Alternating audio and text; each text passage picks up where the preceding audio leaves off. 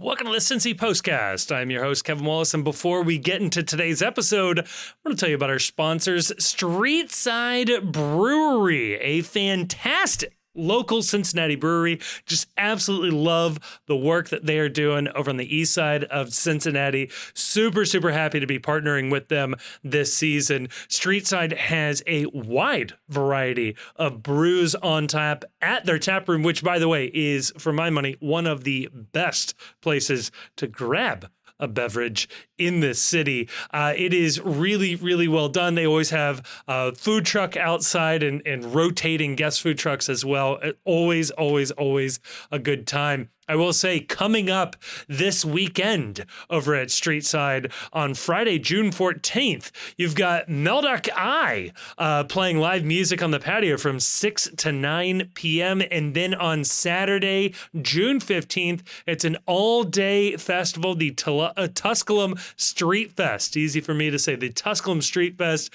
runs all day. And hey, let me tell you, Streetside is a great place to catch away matches on the 15th. Go watch FCC on the West Coast there at Streetside. It's always a good time. So again, a huge thank you to Streetside Brewery. You can go to those events at 4003 Eastern Avenue, again, over on the east side of Cincinnati, or pick up one of their brews wherever you are buying your next beer. So again, huge thank you to Streetside for sponsoring this episode. And on this episode, well, it's another mid-season, off-season episode. No. We are not doing more Dungeons and Dragons. Don't worry. We've put that behind us for the time being. No, we're done for a little bit there. It is the Chief and I talking about a couple of topics that have popped up over the last week or so. And in the middle of talking about those, it's a re-airing, a rebroadcasting of our old interview with Andrew Wiedeman. Again, some of the fan base maybe don't remember some of the early names, some of the early legends around this club. Wiedeman was an awesome player for FCC, was instrumental in that Open Cup run back in 2017. Good talking to him. He did not play in this year's version of the soccer tournament, but he did play on the team last year for Nati SC. So good conversation with Wieda on this one, and praise the Lord, this is the last proper off-season, mid-season episode. Enjoy this one.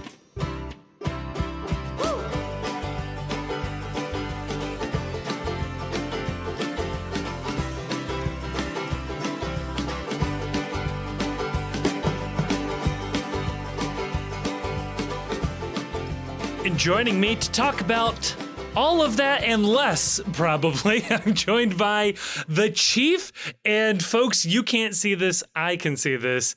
Chief is already in vacation mode. Chief, how you doing? We're doing good. It's a funny thing being part of this podcast, content creator grind lifestyle. You really haven't done the podcast life until one of your co-hosts has been in a closet of a rental property on a family vacation and has had to duck away to tell the family, sorry, I have to go record a podcast and I needed to find a quiet place to do it. So yes, I am in a closet in a rental property in the southern half of the United States. It's a no sleeves vacation. I'm not wearing any sleeves right now. There will be no sleeves for the rest of the weekend. Sun's out, guns out. But I'm happy to be back with you. Kevin, do you want to apologize to the listener base for putting them through listening to us attempt to play Dungeons and Dragons last week? So I did have this on the top of my mind here. Yeah, that was something else. What's funny is we're doing this episode because I didn't have the courage to make it a two-part episode. Right. I guess all I can say is that I had a blast. Thanks again to Sarah Gorman for doing that. Yes. I am now a Dungeons and Dragons enthusiast, whereas in the past I was just sort of like, this seems like things that nerdy friends of mine do. Now I am my nerdy friend. I'm down. Anyone wants to roll a game of D&D, hit me up, hit your boy up on the Bird app or whatever. But having said that, I understand this was a polarizing episode. Yes. We got some great feedback. We got some, my favorite feedback we got was, I downloaded this episode just to give you your listener number and then immediately deleted it off my computer because I knew this wasn't for me. To which I say to you member of the 12 out there, that was you. God damn it, man. You earned yourself a 10% off the post-Cincy merchandise at Cincy Shirts. Just this member of the 12 that gave us our download number there. You, sir, are entitled to put in promo code the post-Cincy at checkout on Cincy Shirts for our brand new the post-Cincy merch. You've earned your one of the 12 shirts, sir. Congratulations. Thank you very much. In a lot of ways, the ideal listener in that they give us the credit and then don't actually listen. Yeah, like you can't hear how bad the content you're supporting truly is. That's the way it should be. And yes, Chief, this is the first time we've been able to record since the merch is real. That became real after we were finished recording the D&D episode, but before we got to actually put anything out there. Thoughts, feelings? We got actual merch at Cincy Shirts. It's deeply unsettling. It's deeply unsettling that I had to retweet a link to buy merch. Like, this is... You know what? Like I said, if you choose to support the podcast in that way, thank you so much. You will have earned yourself a free high five from me. Yes. At a time of my choosing. If I see you walking around town or at TQL Stadium wearing the merch. Goddamn, that Opie shirt is slick. That's a winner right there for me. It's so good. I love the Opie shirt is the clear hit, I would say, with folks. But the jersey, now, understanding the limitations of Cincy shirts, it's not something that can necessarily be thrown on the back. And I get it would look nicer on the back. But the jersey, one of the 12, is real nice. I really enjoyed that. Tremendous. Maybe not the last time we see a post kit. No hard plans other than I think it would be cool, and I can imagine what it would look like, but there's no hard plans. But if that is something people are interested in, let me know. I will try harder or not hard at all, depending on what people think about that idea. No, it's like we have no original ideas. If you have a good idea for something to do, like content you want, merch you want, if you want us to record another D&D episode, maybe. I don't know. We did learn that one Carter Chapley, enthusiast of the dice. So maybe in the off season we'll get Carter involved and we'll get down on some more off season content right there. Maybe a Patreon exclusive. You two can listen to the post crew along with Carter tossing the dice around, tossing the bones, if you will. I love the idea. We reprise our characters. I won't put too much on Sarah. She doesn't need to carry over. They can continue to be one-shots. But this time, we are sort of escorted by a scribe of the Baron. And that's Carter. He has to document everything that happens. We've always been at war with Malleus. We always hate Malleus. We're an anti-Malleus postcast. Kevin, we are still in a break. Nothing's going on. No FC Cincinnati. It's been a no news is good news, I guess, break when it comes to the FC. International window or the transfer window is closed, so you can't get any player movement right now. Yeah. I think the only news you could get at this point would most likely be bad news. Someone injured, someone where they shouldn't be, out at an hour they shouldn't be, interacting with a professional athlete they shouldn't be. And it seems like it's been pretty quiet on the FC front. I'll Good, take right? it. I'm right about that. I'm right.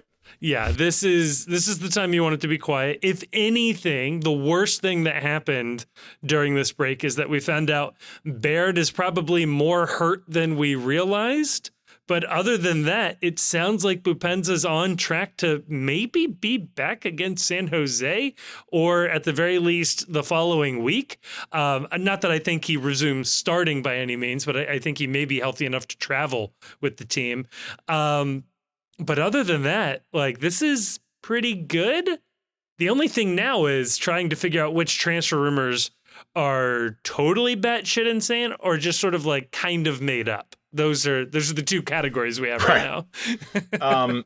Baird taking his role as the Baji replacement a little too seriously in terms of not being healthy enough to see the field on a regular basis. Yeah, become something of a nice piece, something that people can sort of imagine taking that next step and then taking like 3 months off. Yeah. Right. Yeah. Bupenz is interesting, though. I didn't think he was going to be back until July. That was sort of what had been swirling around when he had his unfortunate encounter in the amateur boxing space. Yeah. Or we should say the unsanctioned boxing fight. It's true. There was nothing no amateur sanctioning body was involved with that. Right. Yeah, no, his corner man was clearly not prepared for this. It's an interesting thing for the FC because I guess it's no secret. The word is out there from, I think Tom Bogert has reported it at this point, and I think a number of other sources have all said the same thing. Yeah. And that's that just about everyone believes that Bupenza is on his way out. And depending on who you believe, he was possibly on his way out even before he had his after-hours encounter with a local pugilist. And I guess there's I would be tempted to say that was spin, except for the fact that he'd been dropped from the starting lineup prior to having his jaw broken. I mean, people forget that there were 2 matches in a row where he was a completely healthy out of the 11 and late minute sub, and Noonan had to be asked about it and said, look, he's going to have to work his way back and prove he's better than other options. Now, what's interesting about that is that I guess Kubo is going to be healthy again by the time we get out of here. It will be very interesting if Dado Valenzuela is still starting over Aaron Bupenza. That would be very, very interesting. But outside of the realm of possibilities. That no. Dado and Kelsey was a budding relationship, and we've continued to say that Kubo is number 2 on every position's depth chart, that he might make more sense to sort of hang back and hold in reserve and see where he is needed as the game develops. Yedlin has had his injury issues this year. Of course, you've got the 2 young strikers up top where we've been relying on Sergio Santos late in games, and he's been about as effective as Sergio Santos has been at scoring goals late in games. So he gets the occasional one, but the idea of being able to pull in Kubo off the bench or something like that is really exciting. Or he starts up top and Dado is the first replacement, either up top or in midfield. It's an interesting thing that Noonan's going to have to contend with. And you alluded to it too. I'm just going to put it out there. If you pay attention to the back channels of this team right now, it sounds like this team is planning to swing very, very aggressively to replace Aaron Bupenza. And that's part of the reason why I also think that Bupenza's on his way out. There's a lot of smoke around this idea that FC Cincinnati is not going to sit idly by. And we'll put it this way. The option of taking the extra GAM in the U22 spot does not seem to be on the table for FC Cincinnati. I think that the vibe I'm getting and what sort of you're seeing whispered about is that this team believes it can win now. And it almost feels like this team believes in order to win now, they've almost got to counter the signing of Lionel Messi, like with their own big time signing. I don't know. It's silly season to a certain extent. All I'm going to say is just, I guess, because there's not a lot to talk about in this, just it's words and whispers and innuendo. Watch this space with the FC. I have a feeling it's going to be a very, very interesting few weeks when they return from international break and when the transfer window starts to get closer to opening. Can I give you a reasonable argument to a really dumb idea? Sure. Hit me. Okay. I love dumb ideas. We recorded a 3.5-hour D&D podcast. Dumb ideas are our forte. This might be dumber. I had so much fun, though. Fuck anyone that hated that episode. You know. What else were you going to listen to, right? Cristiano Ronaldo. According to MLS reporting from Tom Bogert and many people at The Athletic, he was willing to go to Sporting Kansas City. Notably, that is not New York or Miami or Los Angeles. It's not even Dallas or Chicago. God. But we also know that Cincinnati has a reputation internationally as having some of the best facilities, sporting facilities in the United States, bar none. The United States, world-class sporting country, okay? We have a coaching staff that has proven pretty consistently since I've shown up to be really, really, really good. I'm letting you cook with this. Just keep going and tell me when you're ready. Ronaldo sees how the Saudi experiment went for his brand. Not great, okay? Not great. He is forgotten in Saudi Arabia, and if you go look at the video of him losing the Saudi King Cup or whatever, the Open Cup equivalent in Saudi Arabia, he is weeping on the field at that loss. This man is still trying to win these soccer games, okay? He is still trying. He sees what Messi did for his reputation coming to the United States. Who is Messi and Miami's biggest rival in Major League Soccer right now? It's us. It's not New York Red Bulls. It's not LAFC. It's us. If Ronaldo would like an attempt to, I don't know, clear his name. By the way, a lot of people say he doesn't come to the U.S. because of legal questions. I am not saying he is innocent, and I am not saying he didn't do it. This would be an incredibly problematic signing for a myriad of reasons. However, that case is settled for the time being. Like it is no more. He is not arrest on site situation legally, okay? So he can come to the United States. He just hasn't had a reason to since that happened. Can you imagine? I'm just saying. If he was going to come for 1 year or even just half a year, it'd be us. They'd have to rig the season so that we met in the Eastern Conference Finals, right? Like, this would have to be some Vince McMahon shit then at that point. Yes, but I don't even think they need to. I think it would inevitably happen. I think my God. Lucho feeding Ronaldo. We've talked about set piece problems. You saying that is absurd. We've talked about this team having set piece issues. Old man Ronaldo can still place a ball, okay? He would get all the set piece duties. He's maybe the only person on planet Earth, except Messi, who can pull rank on Lucho and take that away from him. Do you have any idea how valuable your season tickets would become instantaneously overnight? Everybody's homes would be paid for. Right? Like, it would be one of those things like, do I want to watch us win MLS Cup? Yeah. Or can I pay for my season tickets for the next decade? That's a tough one right there. I'm just saying, we've heard from Apple leadership that stars drive eyeballs. Outside of maybe Neymar, or Mbappe's already out. He's already signed with Real Madrid. Who else is out there that can actually draw eyeballs? Maybe Mo Salah? Harry Kane? Maybe Harry Kane? Yeah. So it would be Ronaldo. He'd be the one that would draw the eyeballs. It's a dumb idea. But if it was going to happen, I think it'd be us. Are you starting Ronaldo to FCC? Do you remember there was the Instagram account Kubo to FCC that was from like 2018? Like, we were still in USL, and there was someone that was running an Instagram account Kubo to FCC. Like, that had to be the greatest day of that dude's life when he signed in 2020. He had like 7 posts. And yeah, they were all like 2018 or earlier. And it was specifically Yuya Kubo, the Yuya Kubo that signed for FC Cincinnati. Not to be confused with other Yuyas or other Kubos that exist in the world. Or even Yubo. I mean, a Yubo to FCC. Those are my people. Right. Yeah, that was this is me. I'm starting the Ronaldo to FCC. I'm not a Ronaldo versus Messi Ronaldo guy, but I'm just saying. But you want to make me one. Boy, will I stand the shit. I will stand the shit out of Cristiano Ronaldo if that happens.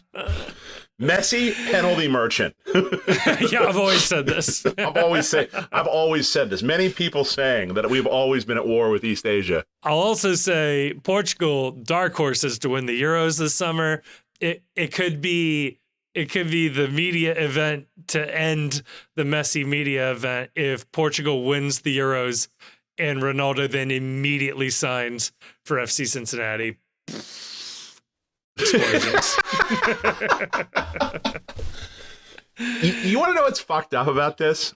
What's that? Okay, this is what's fucked up about this, is that you're crazy. Yep, absolutely. I can't discount the 1% possibility that's true.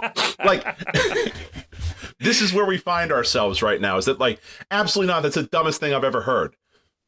But I can't dismiss it outright, so... I can make the math lean one direction or another. Sure. Here. You can make whatever math, make whatever. You just go to MLS and be like, hey, we want to sign Ronaldo, make the numbers work. And they'd be like, okay. Yeah. It would offer the same deal that Messi got. He's, like I said, outside of maybe Neymar, he's about the only other name you could make this deal with. And yeah, boom, there you go. This city is not ready for that. It would be one of the only places on planet Earth you could tell Ronaldo he could go grocery shopping at Kroger with his family, right? And probably wouldn't get harassed. He'll get looks. I mean, he's just like a visually striking individual. But yeah. People that have seen the statue would be like, I think I know who that is. Exactly. In the airport, the Portuguese airport. Yeah. Like, you know, there's no nightclubs, but he doesn't drink. You know, he's lived that like soccer robot life. Yeah. Plenty of nice houses out in Indian Hill or up in Mason, you know. Wants to raise a family in a nice area, wants to settle down. I mean, you could do worse. You know what would be really the funniest part of this is that, like, they signed Cristiano Ronaldo, and in his press conference, he's like, I have really long conversations with Yu Kubo about what a great city this is. And it turns out, like, the two of them are secret best friends out of nowhere. They were pen pals in grade school. Jesus fucking Christ. Well, there you go, Chief. That's what I wanted to talk to you about, which is not anything we wrote down here, but that's what I wanted to talk about. Well, this went off the rails immediately. I thought we were just going to talk about crisis in Columbus and the worst possible takes known to mankind about U.S. men's national team Twitter, but now you've got my brain all in the pretzel here. I'm on vacation. I wasn't ready for this. I've been drinking all day, but I'm still not ready for this. Wow. Nobody's ready for the Ronaldo to FCC movement. If it happens, we can officially say that you heard it first on the postcast. Yeah, that's true. I'm not saying it's happening, but you did hear about the idea of it first here. So that's on the postcast. Yeah. Fuck. Where do you even go from here? I mean, from one legend to another, how good is the TST? I love the TST, man. You know what? Shout out to our boys, Nati SC. Gave it their all, ran into a juggernaut that is the bought and paid for team of Pat McAfee. The rigged team, the team rigged. That big TST is trying to get into the final. Yeah. Right. Many people are noting. I love TST. This was, to me, I was thinking about this, and this kind of dovetails into the whole talking points about the U.S. men's national team and the worst possible voices on soccer Twitter. If you're an American soccer fan and you're not into TST, I don't know what this country can offer you in terms of soccer. Maybe this country isn't for you, and you're just never going to be happy with anything, because here you have an open format tournament. Yep. Anyone can enter, entirely merit-based. The best team goes on, the best team advances. It's a skills competition because it's a small pitch, seven aside. Yep. It rewards technical ability, the ability to play in close quarters. And it's fun. It's a uniquely American spin on the idea, on the sport. It's televised. It's free to watch. If you're like a pro rel hardo that doesn't love TST, I just don't. You're an intellectually dishonest individual, because it's a blast. It should be the one thing that unites everyone from around the soccer universe. And I think MLS should embrace it. I really do. I think that like there should be the MLS All-Star game. And if I'm MLS, I play TST around our All-Star game. They've got like a little All-Star break.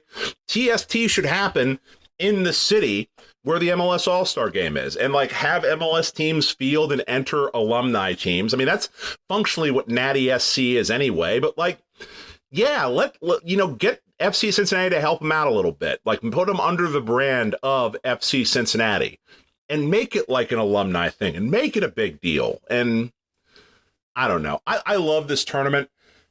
Maybe I'm a little romantic about it just because there's so many of the cool guys from the FCC past that are part of this. It's so cool to see, Kadeem Daker's back, Yes. Dallas J stopping a shot from JJ Watt. Like you think, Ronaldo to FCC and it's an absurd headline. Dallas J stops a shot from JJ Watt. There's another absurd headline. I love it. I don't know. Tell me I'm wrong about this, please. Tell me that I'm over romanticizing this concept. I will not. In fact, I was thinking about this, and a buddy of mine sent me this. Shout out to Sam, by the way, Amsterdam original and longtime listener. Sent me this. How mad is U.S. soccer that TST is immediately more interesting and grabs more of the cultural zeitgeist than the Open Cup? Yeah.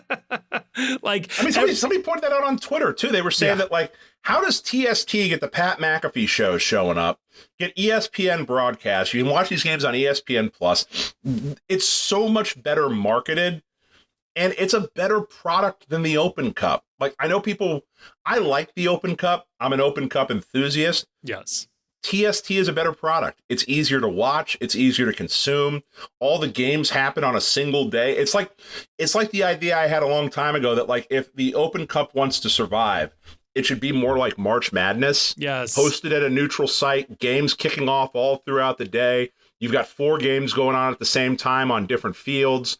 Same thing on the tournament. Like, that, you can't watch every NCAA tournament game. They're all kicking off at different times and, in different windows, but they're all being played over the same Thursday and Friday time slot. And that's what TST is. It's figured out how to merge the idea of soccer with the television presence of March Madness.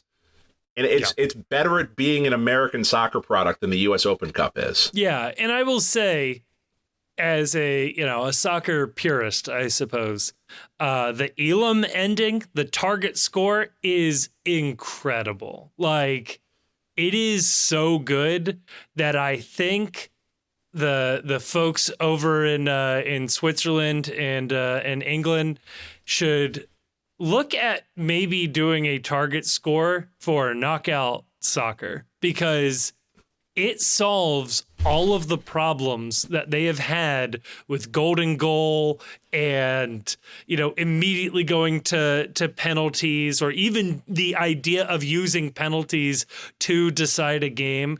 Like, having a target score at the end of a set period is so good, and just pulling players off. Like, it doesn't work with a full-size field. I get that. But there is something to the idea of a target score that maybe should be explored more. Like, maybe the first team to score 5 advances in a knockout tournament, and if it isn't settled in 90 minutes, then it goes back the other way. And if it's still not settled, you do it in 3 games or something like that. Not to give MLS its credence with a 3-game leg, but you could do something like this, where the game ends on a goal that's super exciting. It makes it so that the other team has a chance to come back, but a thorough ass whooping in regulation is going to sustain you 99% of the time.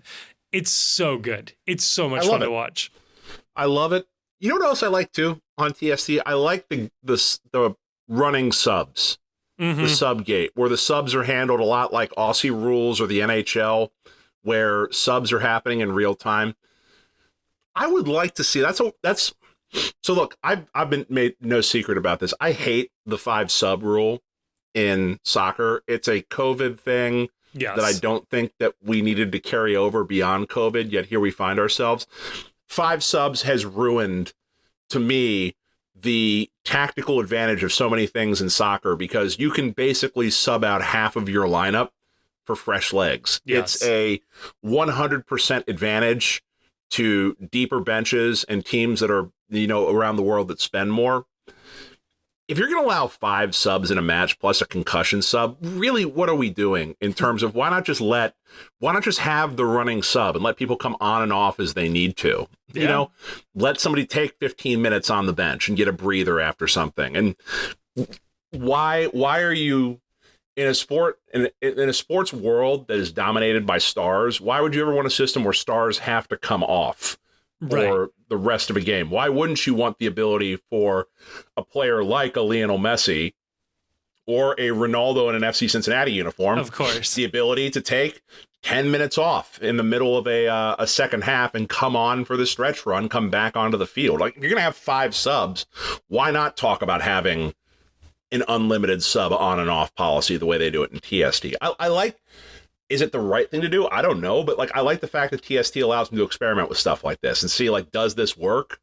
Does this make the product better? And I think from TST's point of view, yeah, it makes the product better to have the ability to have subs coming on and off the field whenever they need to. Yeah, and we've seen the running subs actually work as something of an equalizer for the not as deep benches, where it allows your star players to, or, you know, your better players, not necessarily stars on some of these teams, but it allows your better players to actually get a breather and then come back into the game so that they are refreshed and able to perform at the highest level, rather than seeing your star player or best player struggle through a match where 10 minutes off might be enough to get them to catch their breath and be there for the push when you need it. It's an interesting idea that I think there is a point, because I completely agree with you on the 5 subs. I think it's a terrible idea. But if you're going to go this far, there's something to be said. And doesn't it make a lot of sense for MLS, too, in a salary capped league where there isn't that inherent advantage that, oh, if you have a running sub gate, you know, the Chelseas and the Man Cities will just flex the fact that they have an enormous amount of money to spend, and their 18th player would be a starter on 90% of the rest of the teams around the world. In MLS, that's not exactly the case. And, you know, the salary cap kind of makes that an equalizer. I don't know, in a league like MLS where you already want to do whatever you can to build stars and keep stars on the field, you're telling me that you wouldn't want the ability to ensure that when you sign someone that's 37, 38 years old, they can stay on the field for a little bit longer? You wouldn't want to give Olivier Giroud 10 minutes off a match in LA so that he can come back on and be available in the 90th minute as opposed to off the field watching as they chase a final goal? I don't know. Seriously. Yeah, just think about it. Ronaldo starts for FCC, right? Because of course he would start.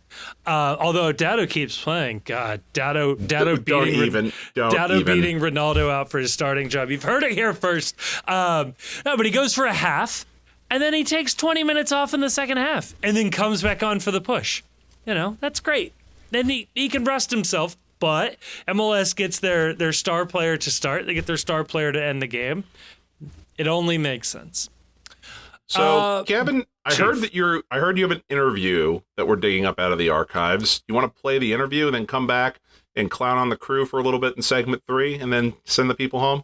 You know what? I do, because this interview talks about the Columbus Crew. Digging up from the archives, this is from 2022, Andrew Wiedeman. Wiedeman played in TST, by the way, last season. He did not play this year. But similar to Mitch, this was an interview we did fairly early on. This was episode 26 of the postcast. Not as many people heard it, but it's a really good interview, and he talks about the match against Columbus. So I think this is a good one to revisit. We'll come back, we'll continue to clown on the crew, and then let's get you back out on that beach, okay? Before we get to the next part of the episode, I do want to tell you about our sponsor, Cincy Shirts, which is now the home of official Cincy Postcast merch. This is so exciting, and we really never thought we'd see the day, and yet here we are, alive and actually seeing the day. Cincy Shirts has been with FC Cincinnati from the beginning. They've been with the Post for ever now from the beginning. Our very first sponsor. So happy to have them along for this journey. There are 6, count them, 6 different shirts available at this time of recording that you can purchase from their website for real life. This is, again, a real thing that you can do. As I'm sure you know, but I will remind you, they have 3 retail locations, including Fort Mitchell, Loveland, and Oakley Hyde Park, where in those locations, they can print on demand. If they don't have the size of something you want, you can print on demand. I assume this means postcast shirts as well. Give it a shot. Let me know how that goes. If, for some reason, you do not want to purchase one of our shirts, I won't hold it against you. You can use promo code ThePostCincy. That's all one word, all caps, ThePostCincy for 10% off your next order. This also works with Postcast shirts, so please don't pay full price. Make sure you knock 10% off for yourself on that one. Spread the code far and wide, I guess, and let them know about Cincy shirts and let them know about the podcast while you're at it. Otherwise, the code doesn't make a whole lot of sense. But again, a huge thank you to Cincy Shirts for sponsoring this episode and so many before it. And if I do see you out there with a t-shirt, I will be embarrassed for you, but I will probably give you a high five and tell you well done. So again, thank you to Cincy Shirts. Thank you to you for buying shirts and using that promo code. We got very lucky that this gentleman happened to download the right social media app at the right time. Serendipity is on our side here. We are joined by the one and only Andrew Wiedeman. Andrew, how you doing tonight? I am doing fantastic. Appreciate you guys having me on. Oh, I appreciate you checking the DMs. That's fantastic. yeah. I wasn't expecting to have 3 grown men slide into my DMs. Here we find ourselves, unfortunately. I was talking to my wife right before this too. I was like, I think I'm nervous. Like, it's weird. Like, we're about the exact same age here. And like, you played for the soccer team that I really love. And there's a little bit of nerves on this side because in my mind, you were one of the few players that even up to this point could be considered an FC Cincinnati club legend or a cult hero, whatever the case is. Do you feel that on your end? Do you feel like the cult hero status on your side? No, I think we're lowering the bar quite a bit and doing a service to actual cult heroes. We're throwing it around obviously like that, but I'll take it. I mean, there's many different degrees of legend. You've got, even if you're Greek mythology, you've got Zeus all the way up here, and you've got, all these demigods down there. I mean, at some level, everyone's a legend to something, and there's worse things to be than an FC Cincinnati legend. I like that. I like that interpretation, and let's roll with it. Yeah. So yes. With club legend Andrew Wiedeman here. I like that stuff. I mean, I don't want to jump right to maybe a sour point, but my goodness, you might have gotten a statue built of you if the goal against Chicago Fire had stood. That was your moment. I do have to rat out a teammate of yours though. Mitch Hildebrandt was on this podcast not too long ago. He said it was the correct call. Do you have a response? I think Mitch owes that referee his MLS championship ring that he ended up getting my way, because it was definitely onside. The yellow line doesn't lie.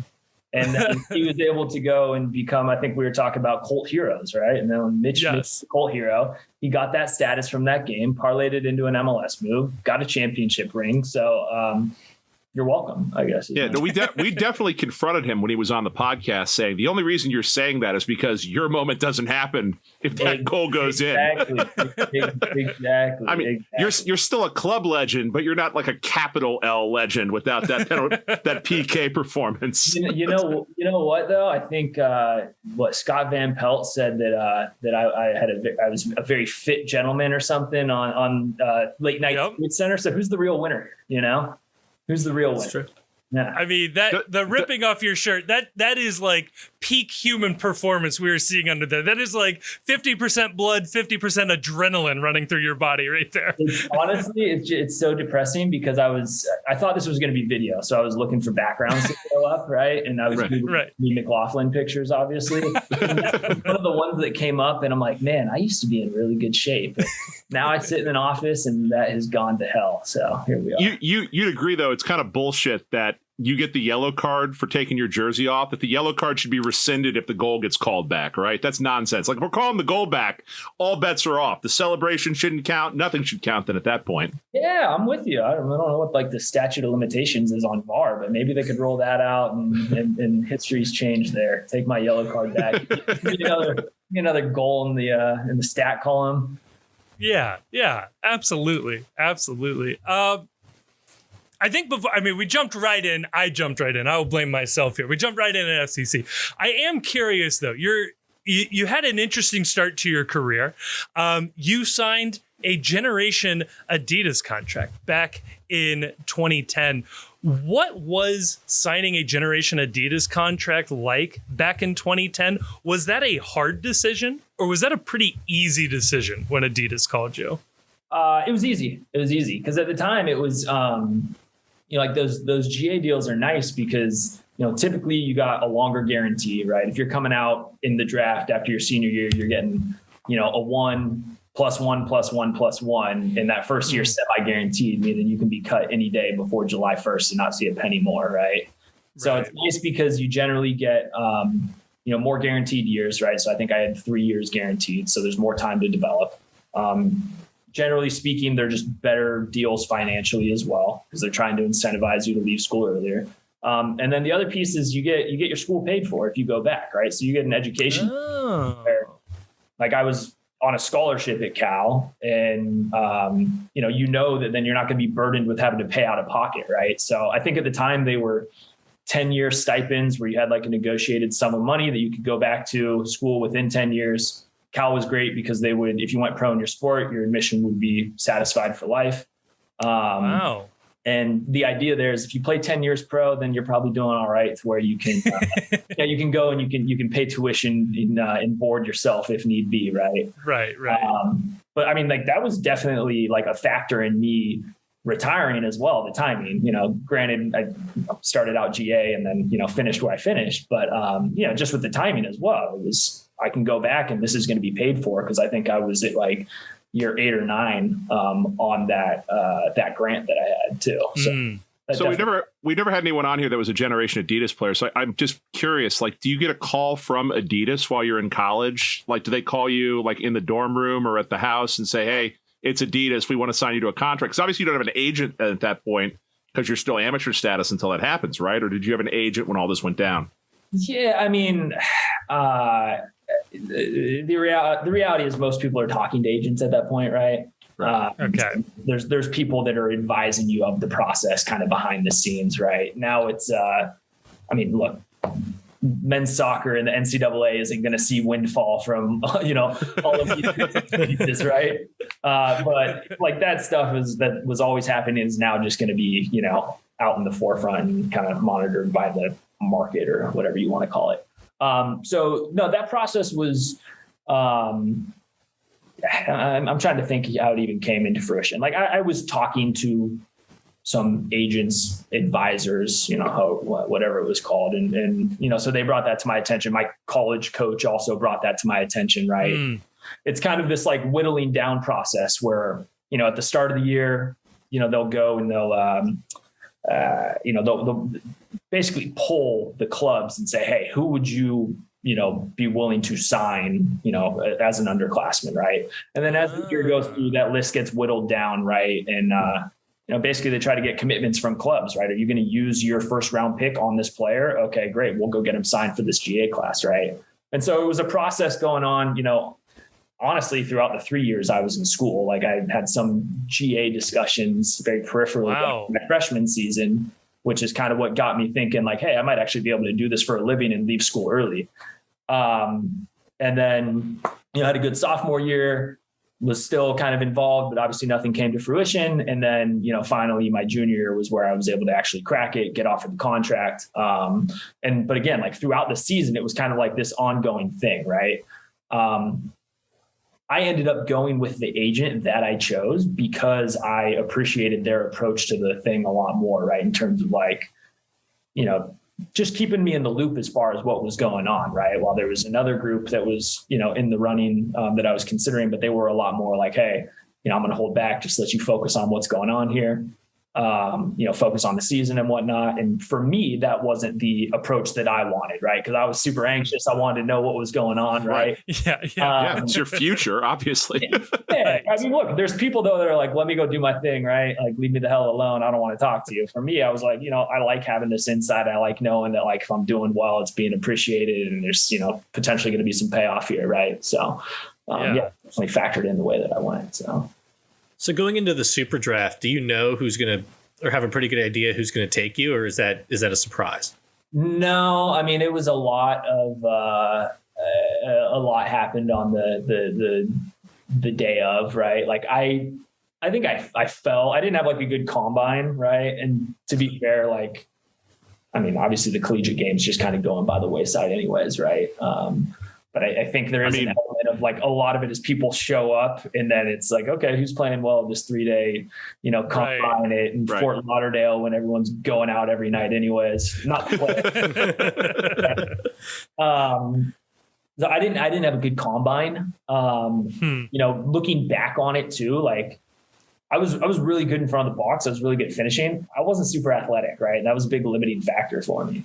And so I definitely slid, I think, further than I was probably like projected by the pundits. But honestly, I don't know this for sure, but I'm sure part of it was Shellis Hinman, who was the coach at Dallas that drafted me. If I had to guess, he probably didn't know much about me before draft day. He coached my college coach, Kevin Grimes, at SMU back in the day. And so I'm sure there was an element of that to where like, they were like, all right, well, we're up for, first few picks in the second round. We got to get somebody.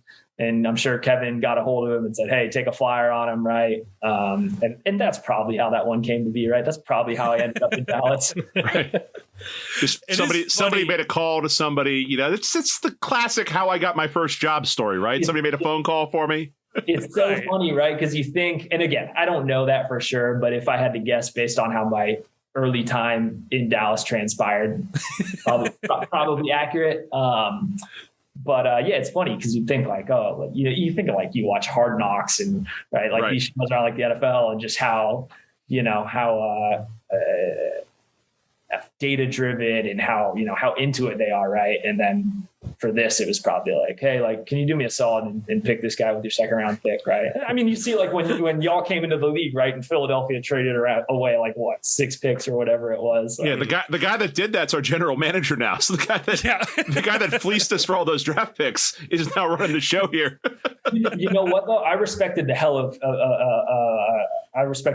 of Philly for all of that, right? Like they were very, look, we have an academy. We want to develop our own players. This is the identity that we're taking and the path that we're taking. So we're gonna, we're not going to pay any attention to the draft. Take all of our picks, right? Like I respect it. Like there's value in the draft. You can still get good players, right? Yeah. I mean, the starting keeper we got right now, Roman Celentano from Indiana, got him in the super draft this year. Yeah, good player. I mean, there's a guy that's been playing every game for Salt Lake that was like the 80th pick or 60th pick or something. Right? Like, there's value there. But I don't know. It's also nice to have that flexibility. Like, let clubs have their own identities, approach it the way that they want to do it. Right. So you said that you think the draft is on its way out. Do you think that that's a good thing or a bad thing for MLS that the draft is sort of possibly on its way out?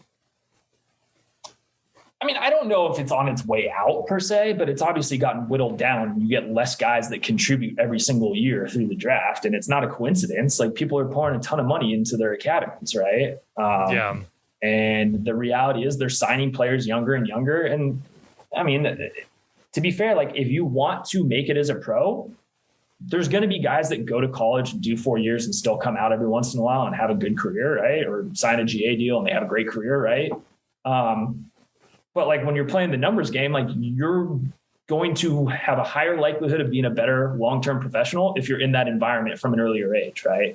Which is why you see clubs signing kids at, 15, 16, 17 years old, right? They're not all going to make it, right? But, like if you want to make it as a pro, you're better off being in that professional environment from a very early age, right? Right. And that's the way that it's going. That's the way that it's been trending for a while. That's also the reason why you're getting guys like Ricardo Pepi sold for $20 million, right? Like that's you're not fetching those fees for the most part. Like if you're not in that immersive environment early on, right? To where you're playing professional games at 17, 18 years old, right? And developing. Yeah. So before we leave college, can I ask one last question? Yeah, you were at Cal while Aaron Rodgers was there. Did you ever cross paths with Aaron Rodgers during your time at Cal? I was not there when he was there, actually. Oh, Wikipedia has lied to me. Who was the quarterback? Well, now I got to go on this one. Oh, wait. Who was the quarterback when I was there? It was someone that was not good. Like my first 2 years there, Cal would always start like ranked on like the periphery of the top 25. And then they'd always have a big win like the first or second week. Like they'd play Tennessee early on and Tennessee was good. Beat them, right? And then they would just completely shit the bed in like weeks like 4 and 5. Like they'd get to the edge of like, oh man, they might crack the top 5, top 10 here, and then just completely lose it. Oh man, I got to take my card back here. You are correct. In fact, Nate Longshore was allegedly the quarterback. Longshore and Kevin Riley. Kevin Riley. Like that's. I don't want to, defend. Right. I think he was the one that like. One of those years, it must have been, I'm looking at Wikipedia, it must have been 2007. I think we were like playing up in Oregon State. And hopefully people don't Google this because I could just be completely off. It's okay. I just fucked up who the starting quarterback was. So I vividly remember being at a Buca de Beppo down here in Southern California because we were on the road, I think playing like UCLA and San Diego State for soccer. And we were all watching this game because we're like, man, like Cal's got a chance to do something here. And he did something like just insanely not good. Like a ridiculous like interception on like the 1 yard line or something. I can't remember what it was, but I'm gonna try and salvage this question by asking, do you have a take on the breakup of the Pac-12 then in that case? With UCLA and USC leaving to go to the Big Ten? I mean, look, I don't love it, but that's been happening for a long time, right? Where you get all this conference realignment and people are chasing money, right? So do I blame them for trying to go and run it like a business, which it is for them? No. Do I love what it's doing for the Pac-12 and some of these rivalries? No. I mean, it wasn't like San Diego State that was playing in the Big East for basketball or football or something crazy. Nonsense. Yeah. But I also think like, okay, well, it's good. Like schools have been, running these sports teams like a business for the longest time, right? So I do like that now players are able to go and capitalize on this as well. Yes, definitely. Yeah. So if you could have gotten an NIL, what would you have wanted? Would you have been one of the Barstool athletes or find a local business in town? Yeah. Shoot some cheesy ads. Who's that guy? Dakotist, the wide receiver? Dre Alliance, man. It probably would have been Dre Alliance. We're revolutionizing the drayage industry here. I don't know, Wiedeman beer, maybe. Who knows? Oh, that's a good one. Yeah, I don't know how that would jive with like, being underage in college and whatnot, but that would have been a good one. So there's a lot of civics there. And all bets are off with that much cash on the table, right? That's true. So I thought this was funny. So your career in Dallas ends up, you're traded to Toronto for Julian de Guzman, who you eventually end up as a teammate with at Ottawa Fury in the NASL. I thought that was amusing. Did you guys have a funny word about having been traded for each other and then end up teammates? I don't know if that comes up at training at all. Yeah, I think Julian got traded for the international spot, and I just got tapped. Okay. For being honest. No, it is funny. I actually completely forgot about that we ended up. He was the man. He was just such a good, humble guy, and just such a good player as well. This was, I think, when I was in Ottawa, we went to the final that year, but it might have been the semifinal, like he couldn't be there because he had international duty for Canada, which is just like crazy that you have, what's supposed to be like, the second division at the time.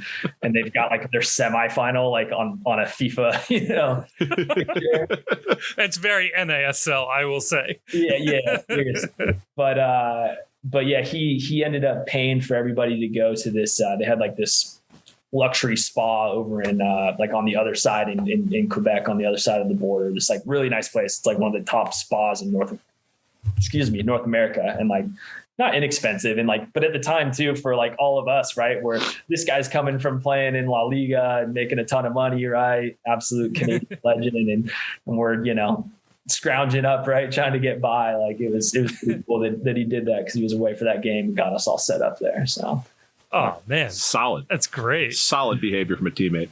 Yeah, very, very, very solid behavior. But to answer your question, I don't know if we ever actually discussed. Okay. So I am very curious how the pitch came about to you about going from Ottawa, which was, I remember, it was a very good team that year in particular. You're in the NASL. What was the pitch like to come to Cincinnati? Who made that pitch to you? Trepidation about going to an expansion team. What was it like first finding out that might have been in the works? It was, I'm trying to think how that came about. It was, so I played and lived with this guy, Sinisa Parapovic, who is now the head coach at Cleveland State, actually, for their men's soccer team. Oh. And so we lived together. He knew Harks from, I want to say, his time at the Red Bulls.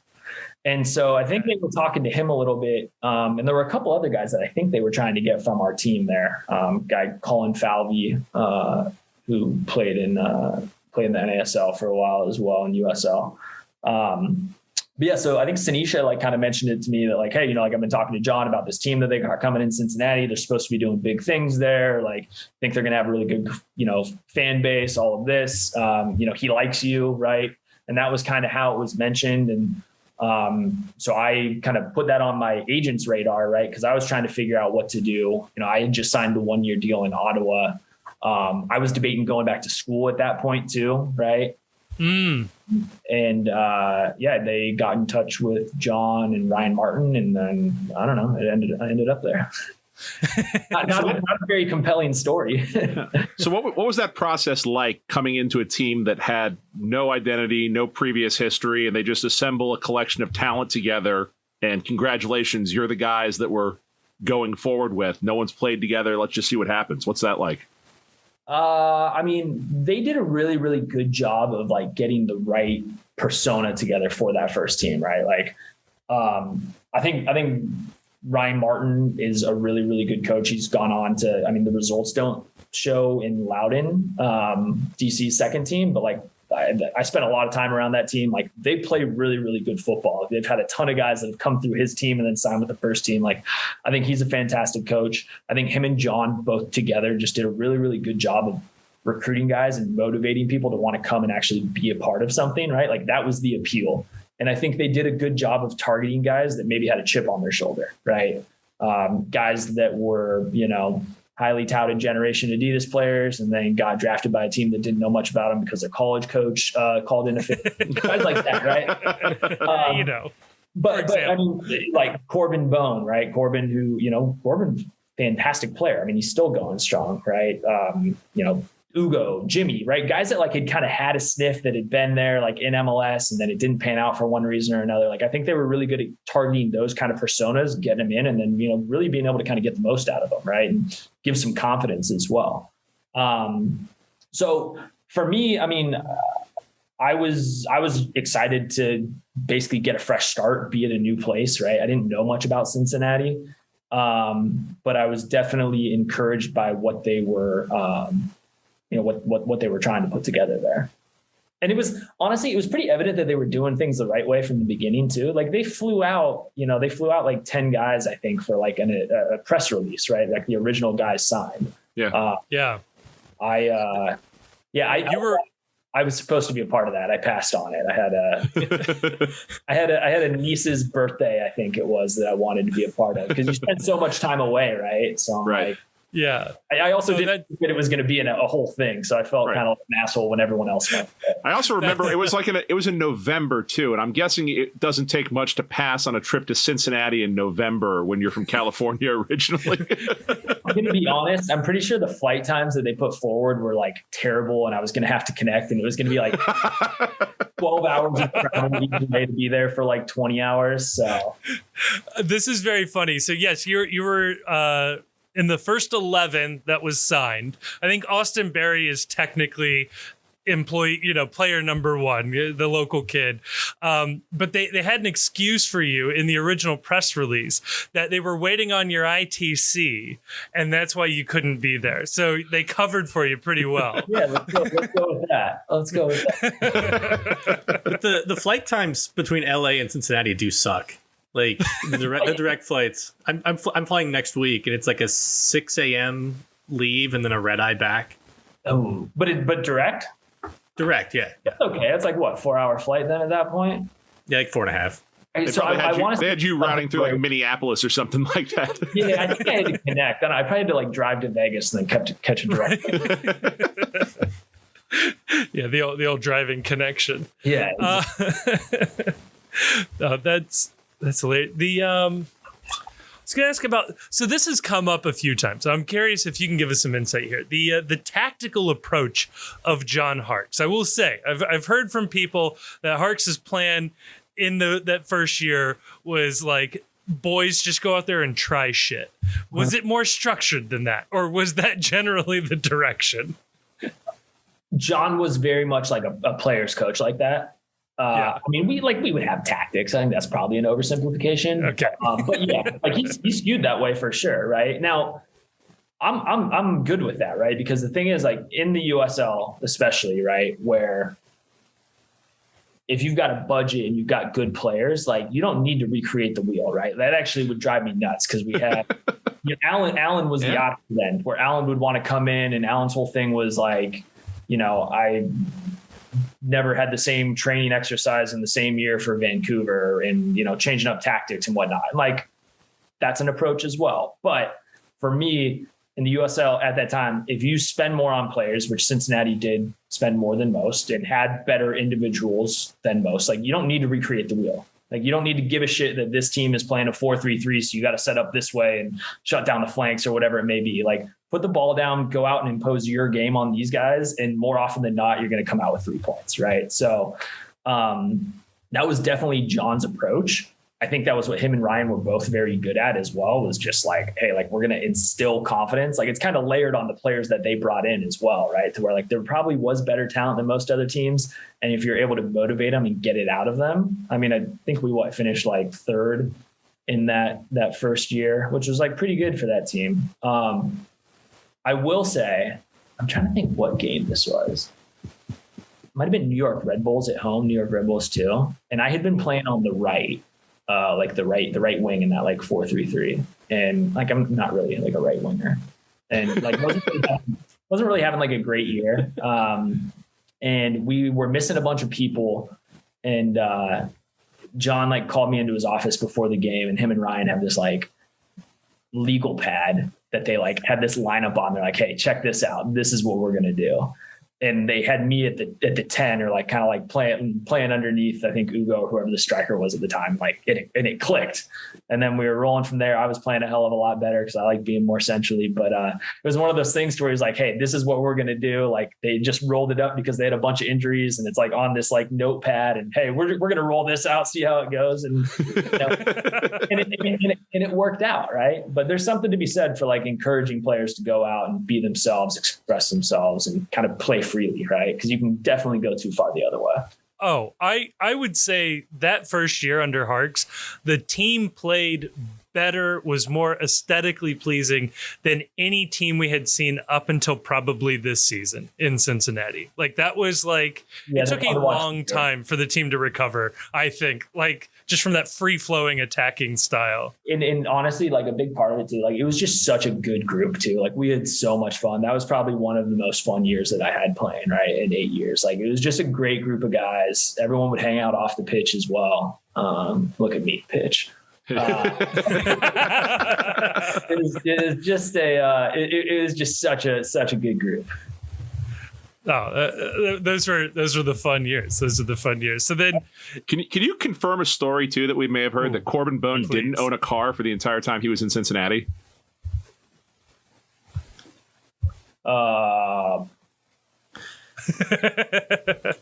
It's a good question. That he was just bumming rides from people to and from practice the entire time, and just I mean, he might have. Like, we all live in apartments, and there's like 30 of us there. So, yeah, I don't know. I thought he had a minivan.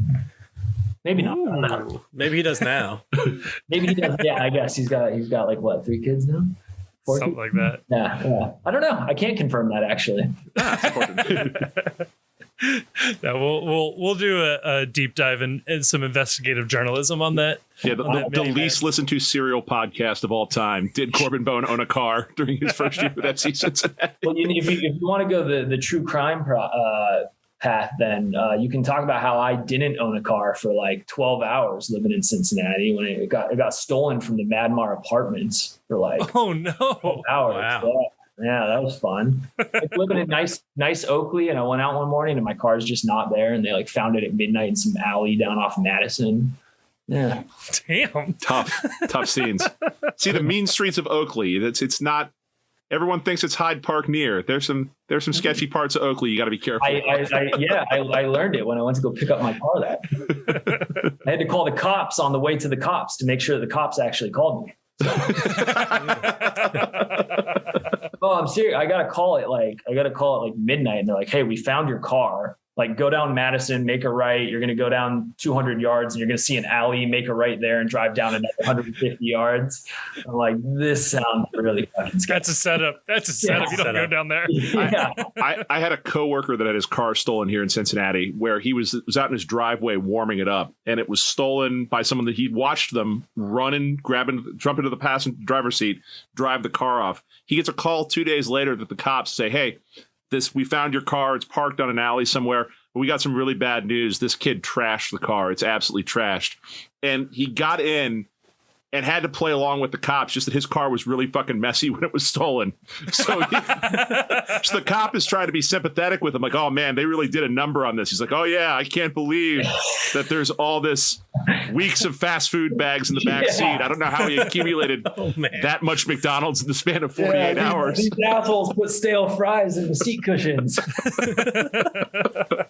That's with mine. Like, I had a six CD changer. I say had, like I don't still own and drive the car, which I do. But these guys, like I guess I'm being presumptuous there. Whoever stole the car, because I never caught them. Like, they went and they took out each CD from the 6 CD. Wow. Like burned CDs from college. Like, that always makes me laugh a little bit whenever I'm, getting sad or down. I just think about these guys just sitting there in my stolen car, just hitting the button and then waiting for the thing to change. Or, I mean, if you want to make yourself feel better, maybe there's someone riding around Cincinnati right now, listening to your mixes from college, still having a really good time. That's a good point. Maybe that's how I'm going to crack this case. So my car gets entered, not infrequently, because I live like close to downtown. So it's just kind of something you put up with. Yeah. Yeah. So, but I don't keep anything in there. Although I used to keep a bunch of like CDs in the console between the get those things out. Yeah. They don't take them. And I get like offended. I'm like, I know somebody was in here because like the glove compartment's open. It was rifled through, but like nobody wanted like this Johnny Cash CD or any of this stuff. I'm like, you think my music's good? Like, I would want it. Is it? Yeah. That's where you gotta check yourself. My thing. They probably thought they stole the car of like some like teenage like high school girl, because it was all like probably Justin Bieber and pop mixes. Oh man. Well, not to bring this back to FC Cincinnati and soccer. I apologize, but I talked to you briefly about this before we started recording. I have to ask, because to me, as we said, he's the ultimate like sort of cult hero. GB Fall aka GB. He's a teammate of yours in your second season at FC Cincinnati. We've heard some wild stories about him. It is acclimating to the United States. What was it like to have such a, I'll say, seasoned pro as a teammate on a team of largely sort of like fringe MLSers, lifelong USL, NASL guys? What was it like to bring GB into that locker room? I mean, it was fine. I mean, he was a good player. Like, he was really good at finishing balls in the air, right? Like, yes. gotta give credit to him on that. Mm-hmm. Was it a great fit for the team? I don't think so, personally, right? I don't necessarily think like the two-sided effort was there, and I thought there was just a lot of stuff that occurred along the way in terms of like locker room fit that I questioned a little bit. But do I know GB Fall on like a personal level? No, right? Like, I don't know. This guy was a long ways away from his family, like in a new place, probably dealing with a lot of stuff, which has got to be really difficult as well, right? Yeah. Yeah. Interesting character, but 4 goals in a game, man. I'll tell you, that's something. That St. Louis game still sticks out in my mind as one of the single greatest like single game performances of an FC Cincinnati player. Unbelievable effort. He also, the rest of the team put in a lot of effort as well, but it's hard not to overlook the contributions he made in the Open Cup run, single-handedly scoring, whatever it was, 4 or 5 decisive game-winning goals in that run. What towering header against Columbus? That was my college roommate, Hector Jimenez. Yeah. Oh, which nice. Underrated. Heard around the world, heard around the U.S. at least. I desperately respect the fact, too, that header that GB scored in the Columbus game, if you look at the promotional images that Austin FC issued about what their stadium was going to look like, the club level where you could buy tickets, all of the TVs in the background had images of GB heading that ball in against Columbus as like one final middle finger. Like F-U, yeah, right. Wow. That's next level trolling. I'm here for it. and I got to ask, because you brought it up, did GB bite Niall McCabe in that game? No, he just put his teeth on his cheek and gently shut them. The guy had a bite mark on his cheek. Yeah, I don't. Fair enough. Yeah. I forget what Mitch's answer was, but I feel like Mitch also was convinced that GB bit him. So. Yeah, I think Mitch said that's just not the sort of thing you make up. That you don't. Yes. Yeah, look, Mitch either said yes or he's a liar. It's one of the two. So I know me some Mitch. I think he said yes. He must have. Yes. Yeah, he bit him. You said Mitch said that's not something you make up. Yeah, that's not something you make up. Like, he had teeth marks on his cheek. I love the instinct though. What was it like going into that first match against Columbus? I mean, it's not often that USL teams get the opportunity to giant kill. What was the vibe going into that one? The vibe going into Columbus, was that the first one? It was the very first meeting. The first MLS one. The first MLS one, because we'd beaten, I think, Louisville? No, that was the next year. No, we beat AFC Cleveland, which had just won the NPSL, like a sneaky good amateur team. That's right. And you guys beat Louisville, too, as well. That's right, because GB had been suspended from the league for 10 games, but not from the Open Cup, and he played and scored in that one. Yes. And then it was Columbus. He got suspended 10 games for the bite?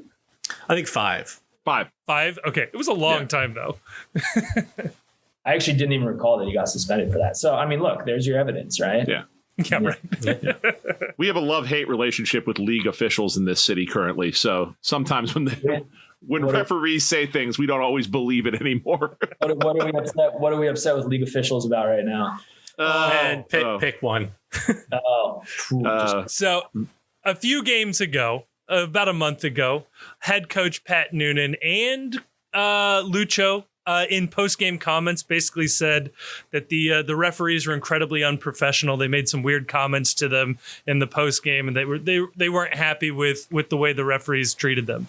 Since then, it's been a very weird relationship with VAR in FC Cincinnati. That like every opportunity to take away a goal is there, and every opportunity to find a penalty is there. It's just the strangest double standards in the same game for the same foul, go in opposite directions, and it's been pretty consistent. I'm not like a conspiracy theorist, but like, wouldn't you want to encourage people to speak their mind in those conferences and like get absolutely more, I can't out of it rather than like buttoning up and giving like the Durham response to everything. Like that's good for the league. That's good for the sport. Right. It's like that thing going on with Chelsea over in Europe right now, where it's like, I want to hear the manager come out and call the ref an asshole after the game. I want to have the manager going after the decisions that were made. That's just good theater. It's entertainment at the end of the day. You want them to ask. They asked Jesse Marsh ahead of the Leeds game, right? Like, hey, are you looking forward to the post game handshake? And he goes, he's not going to be there. Like, that's good. That's good. Yeah. Yes. What was the question? Completely. Just going into that Columbus game, it is the first opportunity for the two cities have proximity to one another. It's a bigger deal for the fans, I'm sure, than it is for the players on the field, where this is just, it's a big game, but it's not like, location and rivalry. That's not quite a concern at this point. But the game drew 30,000 people. It's an opportunity for a USL team to go up against the MLS. What was the vibe like around the squad going into that game? Did you guys... Did the rivalry aspect of that factor in, or was it more, this is our opportunity to prove ourselves? These guys that you've already described as having a chip on their shoulder, this is a good opportunity to exercise that chip, so to speak. I'm gonna give you a different take on it. I'm pretty sure, and it's been a while, so maybe I'm misremembering, but I'm pretty sure we were not actively trying to go far in the Open Cup at that time. And thank you. Yes. I knew it. Yeah. Like if you look at the lineups that we put out, like for the first few rounds, they were very much like kind of mixed or second choice lineups.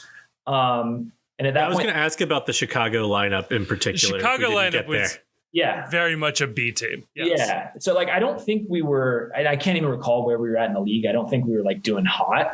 And so like, most teams at that point, you see it more so at MLS, right? Like they don't really prioritize until later on, right? And most USL teams, they'll typically prioritize that, right? Like that's an opportunity to get MLS teams in, get exposure, go on this deep run. Like, if you get the prize money too, like that's really meaningful money to a lot of USL clubs, right? Yeah. But if I recall correctly, like, I don't think we were prioritizing it. I think we were like, we're going to put out there. If it works, great. If not, then we're going to be able to kind of get rid of some of this fixture congestion, focus on the league and make a run there. Right. So yeah, that was like 95% sure that was the approach, if I'm remembering correctly. Now, like, of course, everyone's a competitor. So anytime you get into that game, like, yeah, you're going to get up for it. Right. Right. And, like, MLS teams hate those games because they go like, this is a game that can make that team's season, right? Like when we, in the league for Cincinnati, like especially that first year, like that was the sentiment. A lot of times you go and play these teams and it's like, they're really excited to play us, right? They're going to get up for it, right? That's a good problem to have. So excuse me, we were definitely up for it. It's exciting. It's tough not to get up for it when you have like the atmospheres that we had there as well, right? But that really was something special. Like the run that we ended up going on, like, the Red Bull game, like even though we didn't win, like that was one of the coolest sporting experiences that I've had. Right. Like just the energy in there, like it was, it was indescribable.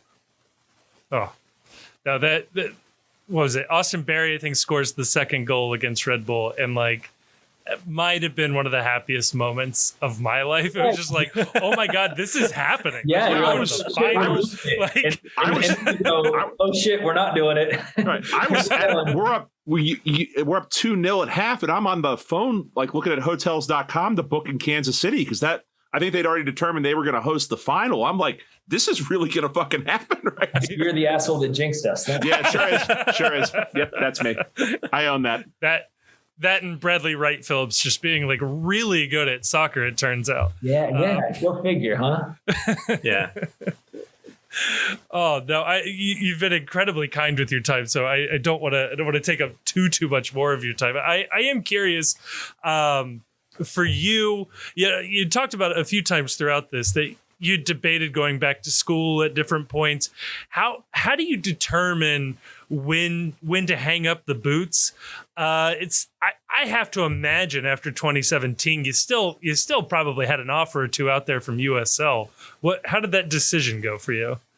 No, I knew that was my last year. I was actually ready to retire after 2015. So before even going to Cincinnati, I think I told my agent, I'm like, I need to make this amount of money to do it. And like Cincinnati gave me an offer. And like, first of all, it's not like crazy money by any stretch of the imagination, right? It was enough. It was probably like a few $1,000s off or something. And I was like, well, go back to them and tell them like, I'm not doing it unless like here's the number, right? Make your job easier. There's not a ton of negotiation. It's very black and white, right? And turns out you should have asked for like secure parking at the residence. Yeah, exactly, right? Exactly. But yeah, so I was like, I was at a point where I was like, oh, I'll finish playing here, right? Like I'll go back to school. Like I'm in a good position to where like I'll be able to go and do something else and be successful and, do better than I'm doing here and, in the USL. Right. And now I'm like, God damn it, I miss those 4-hour work days. But no, so then going into Cincinnati, I had a 2-year deal. My now wife, she was my girlfriend at the time. She was going to move out with me. And, so basically we were like, look, like we'll go out there, we'll do a year. If we like it, we'll stick around for the second year. If we don't, then, let's call it. Right. Went out there, obviously had an awesome first year. Like I loved it out there. The team was great. The way that they treated all the players was fantastic, absolute top notch. So we stuck around for the second year, but like that was always going to be it. So like I left school with a year and a half left. I studied social welfare, not because I necessarily wanted to be a social worker. I'm not, I'm in sales. But because that was one of, I think like 2 degrees at Cal where you could leave school early and then, get a considerable amount of credits either online or other institutions that would transfer back to Cal. Right. Whereas like poli-sci or business or economics, I would have had to go back for a year and a half and actually be on campus. This way I was able to knock courses out online and then only have to go back for 6 months to get my residency and have my degree say, UC Berkeley. So like I kicked it into overdrive when I got into Cincinnati as far as, taking online courses, making sure that I could get it down to the minimum that once I finished, I'd go back and be there for 6 months. So I think that off season I got married on a Saturday and then started school on like Monday or Tuesday or whatever it was. Wow. Yeah. I have to imagine, a lot of other soccer players don't have like their exit so well planned. I think that is got to be the cleanest break from a sport I've ever heard of. Yeah, I mean, it's not to say it didn't come without anxiety, right? But sure. I mean, look, there's no one is getting rich by any stretch of the imagination playing in the USL, right? Like, and I'm sure you guys are well aware of what those salaries are and whatnot. And so. Not to get, too kind of Bull Durham and cliche, but I was very fortunate, right? That I knew, hey, like I've got an education to fall back on, right? Like I'm going to be able to go and do something else to where like I'll be successful. I'll be able to like provide for a family and whatnot and achieve all these other goals or whatever, right? Like there are a lot of people where it's like, hey, soccer is what I have to do, right? Maybe that's why I didn't make it further because I wasn't forced and backed into a corner where I had to claw and scrape to do that, right? But yeah, there are a lot of people to where it's like, hey, like this is what you got to do, right? Or, you want to stay in soccer and be a coach or whatever, right? And so you can get experience by playing, getting your licenses, get involved coaching on the side. Like there's different paths. That wasn't the path that I wanted to do, right? I knew I wanted to go and plant roots, live in one location, not have to bounce around, right? And that was the goal I had in mind. And that's why I was able to kind of get out in that fashion. So very, very fortunate for that. So when the topic of FC Cincinnati comes up, what's your like first one takeaway best memory of being in Cincinnati? Like when the invite comes in to do a podcast with 3 yahoos still following this team, what's the first thought that pops back into your head about your time in Cincinnati? Oh man, that's such a tough question. can I go away and like come back and call in for this one? You can send one of your 2 annual tweets about it. That would be good. Yeah, I know, man. My Twitter game used to be pretty strong, and it's just gone by the wayside. It's probably good for your productivity, though. Yeah, that's true. That's true. Best memory. I don't know. Like, that's such a tough one. I think like Oktoberfest was awesome when we went as a team. It was ridiculous. Everything. Trying to think of what stories I had. I don't know. The friendships. Let's get super cliche. My little buddy Jimmy. Yeah. The bromance between you and Jimmy was incredible. That was, man, this is like a quintessential like USL story. We had so we went to Wilmington for a game, and it was like we took a sleeper bus, right? Because it was like a 14-hour drive. And so, miserable. Yeah. The sleeper bus. So, but like it was leaving the apartments at like, I don't know, like 9 o'clock or 10 o'clock at night. And then we were just going to like drive through the day and get to Wilmington the next day, or drive through the night and get to Wilmington the next day. And so Jimmy and I were like, all right, we got a great plan, come over to my apartment, we'll have some drinks, right? And then we'll be able to get into the sleeper bus, pass out, we're gonna wake up. I've tried this on a flight so many times. It never works. Oh, yeah. I know. Yeah. We're like, we'll wake up in Wilmington. It's going to be like time travel, right? And it worked perfect. Like, I kid you not, we in the bus. Oh, nice. Wake up like 8 hours later, buses stopped. We get up like all refreshed, got a great sleep, get out. We're on the side of the road because we had a breakdown like 2.5 hours from. We were waiting for like, I guess the only person with a part was in Dayton, and had to go back there, get the part, come back and fix the the rest, the next 12 hours, 11 hours of that drive were miserable. But that's like as USL as it gets. The broken down bus. Yeah, that feels pretty USL.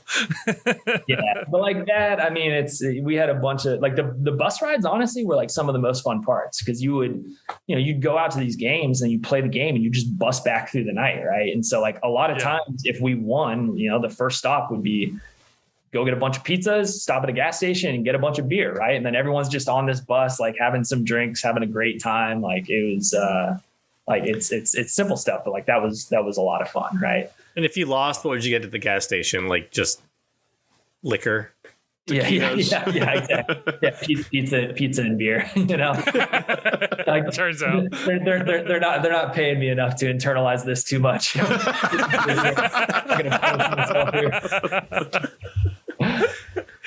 Oh no, that's great. I don't know if you're in a role. I have to admit I didn't go onto LinkedIn for my research, but I don't know if you want to tell the people what you're up to now. I don't know if you want to plug whatever it is you got going on, or if it's pluggable. I don't know where you're at. I don't know. Cincinnati's a little landlocked, so I don't know if I'm going to have much of a drayage demographic out that way. You guys got TQL. TQL is a big, broker and logistics company, so maybe they got a need. No, so I believe my title is Director of Business Development for a company called. A good title. It sounds nice, right? Yeah. Looks good on the business card. Yeah. Still have no idea what I'm doing, but that's that.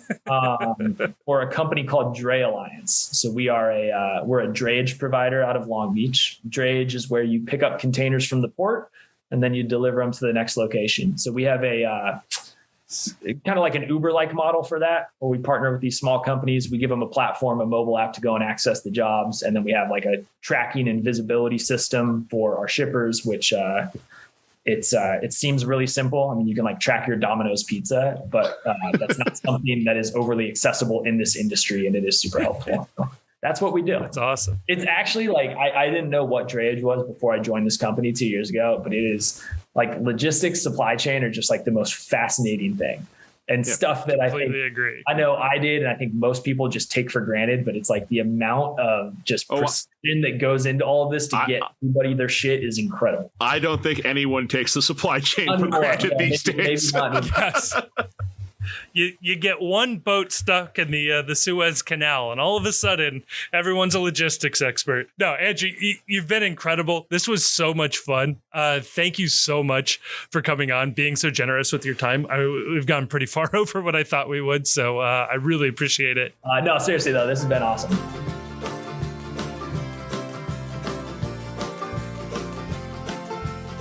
All right, we are back, and man, I would have loved to have seen Wiedemann back out there with TST this year. I think that would have been fun.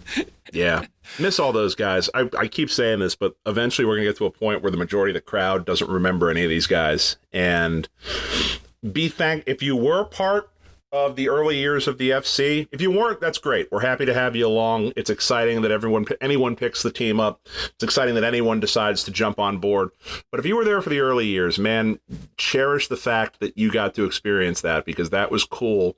And it was like the old thing from The Office. They don't tell you the good old days are happening when you're in the good old days. So, yeah. Chief, we have an intern, which more on Luke the intern later this week, but we have an intern writing stories, trying his best out there to actually get people to click onto the website.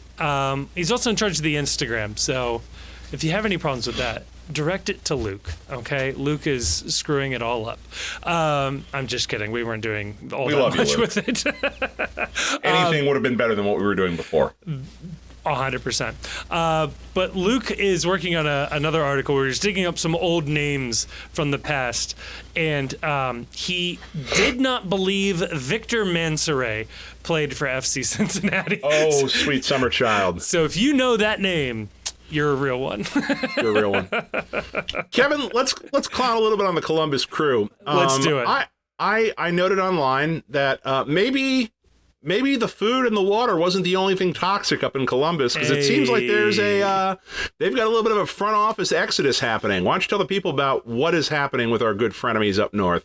So, this was... Everybody's going to act like this was not surprising news. They're liars. This was pretty surprising news. Their general manager, or I guess chief soccer officer, is the way that The Athletic talks about this. The CSO. Basically their Chris Albright equivalent. So not the Jeff Birding, like the president of the club doing the business side and technically over top of the sporting side. Whoever's in charge of the sporting decisions. In Columbus, that is Tim Bezpachenko, which is a very fun name to say. Tim Bezpachenko is one of, if not the greatest general managers or CSOs MLS has ever seen. He has built championship clubs, notably in Toronto and then in Columbus. He was brought back to Columbus. He's a Columbus native, I want to say. I'm not looking this up. I'm shooting from the hip here. I'm pretty sure he's a Columbus native. He came back to the club after the Save the Crew movement as a sort of like moral obligation to the city to give them the best possible team that they can get, and turned around and they won MLS Cup in 2020 and then again some other year. This was huge for him to be able to do this, and he was riding high. It's worth pointing out he was on the MLS committee that helped write a lot of the salary roster rules, so it would be embarrassing if he was not good at manipulating some of these. However, he did just take a job with the folks that own, is it AFC Bournemouth or Burnley? One of the Bs over in the Premier League. Could be all three of them, for all we know. It's the Black Knights. It's whoever owns the Las Vegas Golden Knights and this Premier League team. He has taken an executive role, or a role with them, to be in charge of something else. Questionable whether or not this is bigger or better, but he is moving on. They did immediately hire his replacement. However, after his replacement was hired, a couple of other names, very high up assistant GMs and folks, all started leaving, including one where he left without another job already lined up. He is gone. He has just left. He is going to go find work elsewhere. He's done with the Columbus Crew. This is well and truly a brain drain in Columbus. This is the path back to Columbus sucking. Okay. This is what you were waiting for. Bezbatchenko's real good at what he does. Okay. We all mocked the sale of Zelarayan for about 27 hours. Okay. And then they signed Diego Rossi. So, damn, these guys are pretty good at this. Cucho, undeniably pretty good signing. You know, I'm not going to sit here and talk about how good the Columbus Crew is, but getting these guys out of Columbus is a net positive for FC Cincinnati. We should all cheer this. We should all be excited, and we should be rooting for their downfall. This is in addition to, by the way, they had one of the best MLS Next Pro teams the last couple of years. The manager of that is now managing in Montreal. So this is certainly a continuation of their best and brightest moving on. Chief, I ask you this. You nervous at all about old FCC doing good? I was thinking about that. So Black Knight Football Group, they do own AFC Bournemouth. They own AFC Bournemouth okay. And then also a New Zealand-based A-League club, Auckland FC. Okay. It's interesting. With the push around the world, even in the Premier League, has been towards more financial restrictions. Financial fair play is being strengthened in a lot of places. They're talking about actual salary caps in a lot of leagues, the Premier League being one of them. Now, the first iteration of the Premier League salary cap is kind of a joke. Yeah, of course. But you set the cap real high and you ratchet it back down. Right.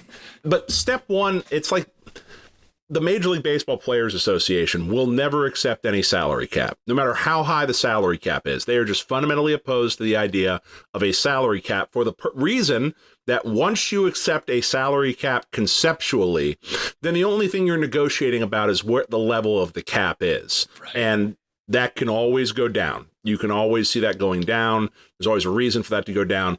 If you just reject the idea of a cap ever, that conversation never comes up. We're not even talking about that. Yep. There's a lot of places that are accepting the concept of a salary cap. And we've said this before, MLS's rules, as weird and Dungeons and Dragons-y as it is. Hey, we know about that now. There's a lot of leagues that are, looking to try and emulate that idea of what spending controls and spending restrictions and some idea of pushing towards parity and ending this runaway, the line must always go up when it comes to salaries.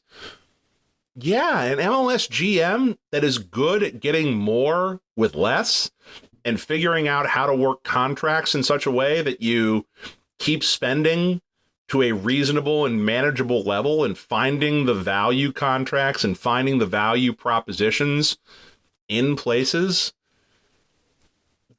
I'm shocked it's taken this long in order for someone to decide that an MLS GM is probably a good idea. And yeah, after Bezbatchenko, Chris Albright's got to be number 2 on that list, right? I mean, it's him and Ernst Tanner, right? Basically. I mean, Garth Lagerwey is another one that could have come up, though he did just take the job in Atlanta, but that's probably about it. Like that's what you'd be looking at in terms of, the best and brightest from MLS moving overseas. I wonder how valuable a manager like maybe a Bruce Arena or a Peter Vermes, where they've done both roles. I don't know if, by the way, amazing interview on the CBS podcast with Bruce Arena, but he does seem to be jealous of that one. That's an interview I would have loved. So good. But he does want to coach again, and he would love to coach overseas. But I could see a team being interested in sort of his institutional knowledge of building teams and things like that. I think that's super interesting.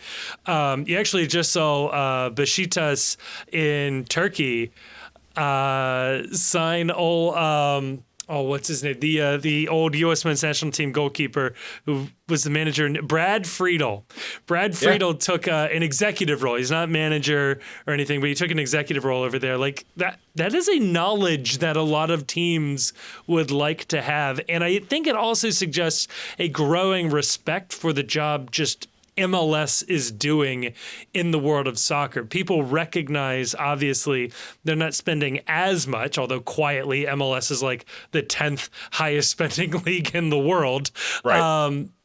But yeah, like there's a lot of work done over here that people are respecting. And yeah, Chris Albright's right there. You got to assume if Dom Kinnear wants another head coaching gig, there's a couple of options right now he could probably get. The head coaching is not the interesting part of this to me, because I mean, I think that like there is a rep on American head coaches. I think that's unfair to a certain extent. Agreed. But man, there's a lot of leagues that are about the same level as MLS. I'm not talking any of these guys going over and managing a Premier League team. But you're telling me that second level behind America and Cruz Azul and Chivas, like that second level of Liga MX teams, wouldn't benefit from having someone with MLS experience and finding value contracts and figuring out ways to do more with less. Some of those Liga MX mid-table teams wouldn't do well with an American manager. I know that the cultural thing would probably make that a non-starter, but like there's a lot of leagues like that. You know, like the Eredivisie, you're telling me an American general manager couldn't succeed over there? I mean, Ernie Stewart is doing a pretty damn good job over at PSV, having just won the league over there. Like, to your point, it is certainly possible, and they are seeing success pretty quickly with changes like that. And I think you do that, like you said, a couple more times. Do it in Denmark, maybe Portugal, and all of a sudden, floodgates are open, baby. Yeah. Yeah, it's if you were looking for some reason to think that there's maybe that they've been staggered a little bit in Columbus, this is a thing. As great as Wilfred Nancy is as a head coach, he's only as good as the players that he gets, and Columbus doesn't miss on a lot of signings. It's going to be interesting to see where they go from here, because Bezbatchenko, there's every reason to believe that he is the brainchild behind the success, given how good he was with Toronto. And if they dropped off a little bit, I don't think I'd be mad about that. I think I would be very happy about that. Someone pray for them at all. Speaking of people that need to be prayed for, Kevin, we had a little bit of a little hiccup with the old U.S. men's national team this past weekend. They ran into a buzzsaw, Colombia, I believe, to the tune of 5-1. The old 5-1 classic scoreline. And I put this to you, Kevin. Yes. How would you, if you had to write this headline, would you spin this as the fault of Major League Soccer, considering that for the first time ever, the U.S. men's national team fielded a roster where all 11 starters were playing at one of the Big Five leagues in Europe? So how is this MLS's fault? Please enlighten me. It's MLS's fault because they did not call Berhalter and force him to put in Miles Robinson, DeAndre Yedlin, and Matt Miazga starting this game. If they had, no goals would have been scored. I mean, I'm not wrong that if they just would have brought in Miazga, Robinson, and Murphy, that would have been a better decision, and the defense would have played better than what we saw. I mean, Roman Celentano may have been an upgrade in goal as well. Like, this is not a good performance. I think, Chief, I'll give you my take generally here. I think two things. I think a thing can be two things, okay? Two things can be true at the same time.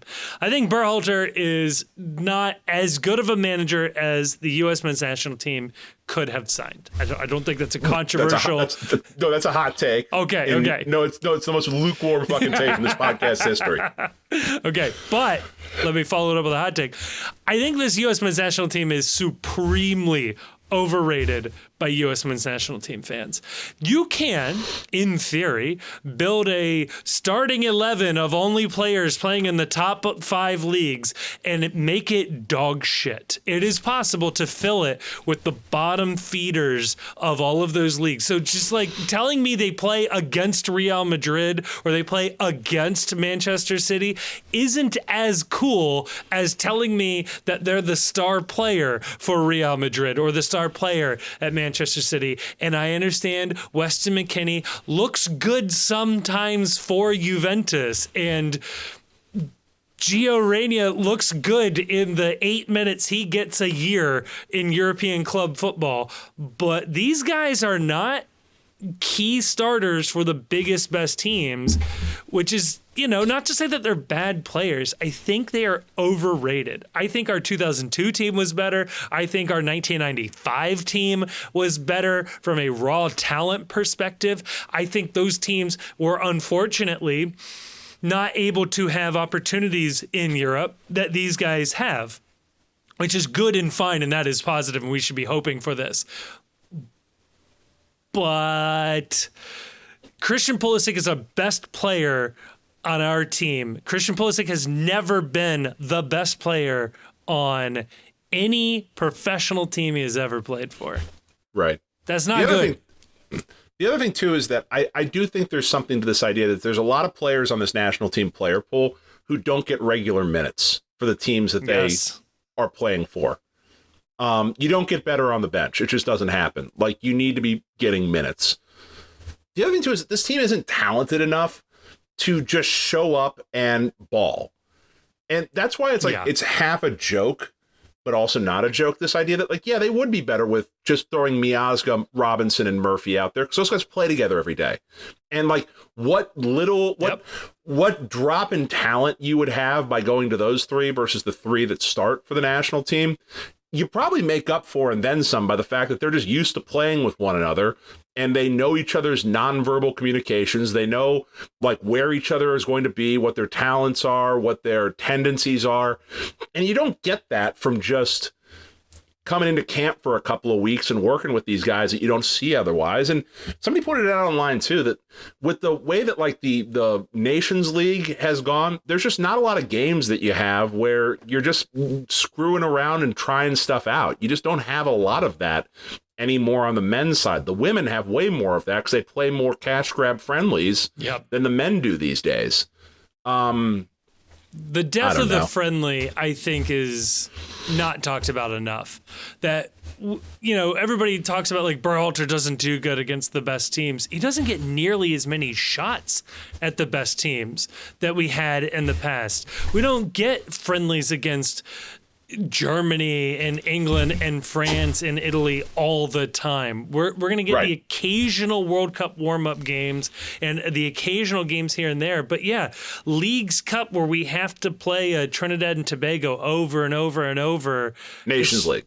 Yeah, or whatever. League of Nations, whatever it is. Yeah, like, whenever you put nations and leagues together, even going back to Woodrow Wilson, it's always been a bad idea. It's just default to that. It's not good. Yeah. Are we Greg out? I was Greg out before this. I was Greg out when he was originally there. I was Greg out after his suspension. I was Greg out after he was rehired. It been Greg out. But to me at this point, you can't be Greg out because he got another fucking contract again. It would be silly to fire him at this point. I mean, they said he only got the job because the players wanted him back, which is worth noting, right? No, you know why they wanted him back? I've read stories about this. It's because all these players, there was an article about this, that they are all under this immense pressure to be the flag bearers for American soccer at whatever teams they're on. They have to deal with the prejudices that go along with Americans can't play soccer.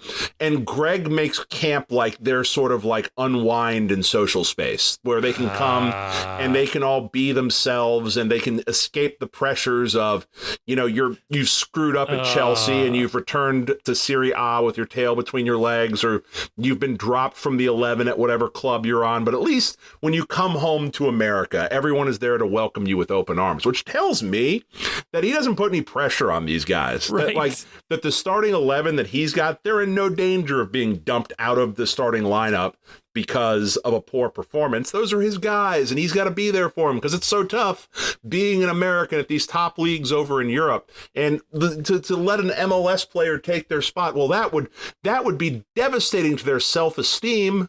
Which I guess maybe makes him the most American coach of all time. Is that we're handing fucking participation trophies out to the players for coming back over to the camp. It's pretty rough. Like, Sean Johnson was on the bench in this one. Sean Johnson isn't a top 3 American goalkeeper in MLS.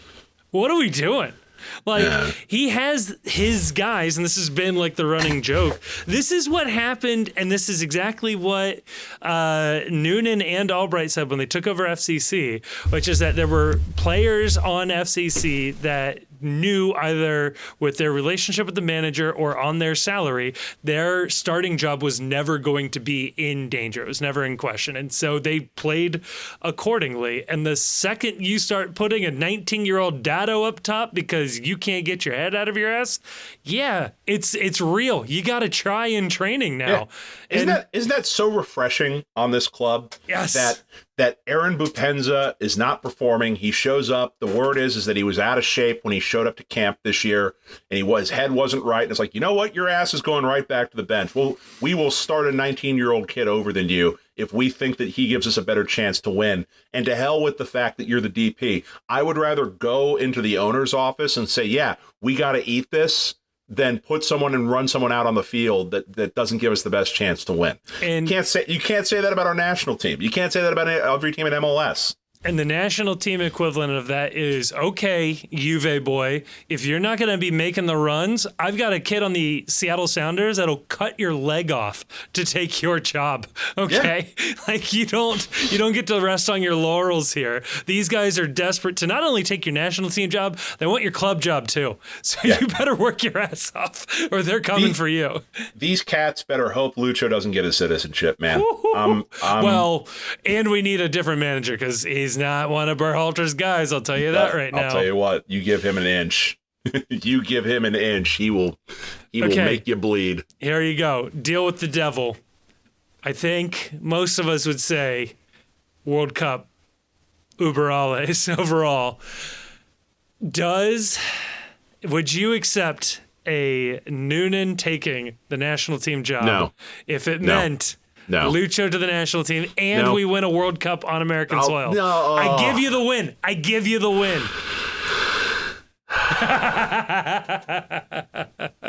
No. I don't take that. I don't take that. FCC overall. Sorry. There you go. There's plenty of other sports America can dominate at. We got the Olympics coming up this summer.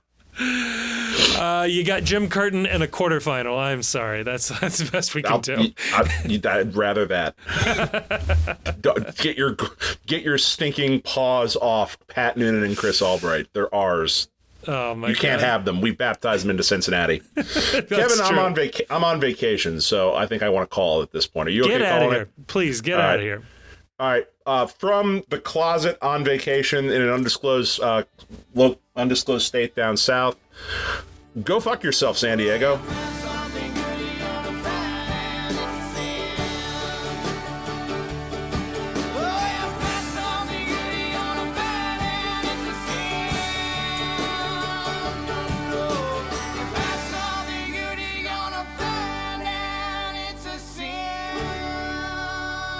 Thank you so much for listening to this episode of the Cincy Postcast. It is a production of The Post Cincy. You can check us out at thepostcincy.com or just click a link in the description to check out some of our written work. It also has links to our social media accounts across all sorts of different platforms, including YouTube, where we are trying to do more and more video content. Please, dare I say it, like and subscribe and leave a comment. But no, that would be really, really helpful. I also want to give a thank you to Jim Trace and the Makers. They're a local Cincinnati band who provided all of the music for this episode. We love having them on board. You can check them out. Again, link in the description of this episode to find out where they might be playing shows next or where you can listen to more of their music.